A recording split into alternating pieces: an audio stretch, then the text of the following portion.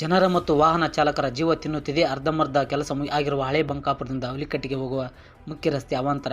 ಕೂಡಲೇ ರಸ್ತೆ ಕಾಮಗಾರಿ ಪೂರ್ಣಗೊಳಿಸುವಂತೆ ಸಂಬಂಧಿಸಿದ ಅಧಿಕಾರಿಗಳು ಹಾಗೂ ಶಾಸಕರಿಗೆ ಮಂಜುನಾಥ್ ಮಣ್ಣಣ್ಣವರ ಆಗ್ರಹ.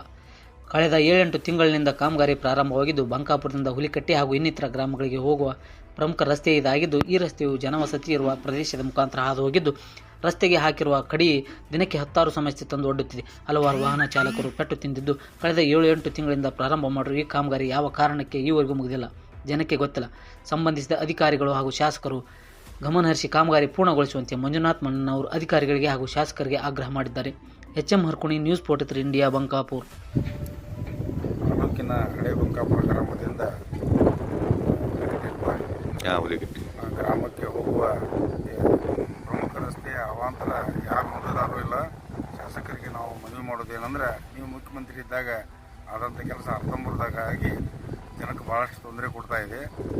ಈಗಲಾದರೂ ನೀವು ಗಮನಿಸಿ ಸಂಬಂಧಪಟ್ಟಂಥ ಅಧಿಕಾರಿಗಳಿಗೆ ಇದನ್ನು ಸೂಚನೆ ಕೊಟ್ಟು ತಕ್ಷಣ ರಸ್ತೆ ಸರಿಪಡಿಸುವ ಕೆಲಸ ಮಾಡಬೇಕಂತೇಳಿ ಬೊಮ್ಮಾಯಿಗೆ ನಾನು ಆಗ್ರಹ ಮಾಡ್ತೀನಿ.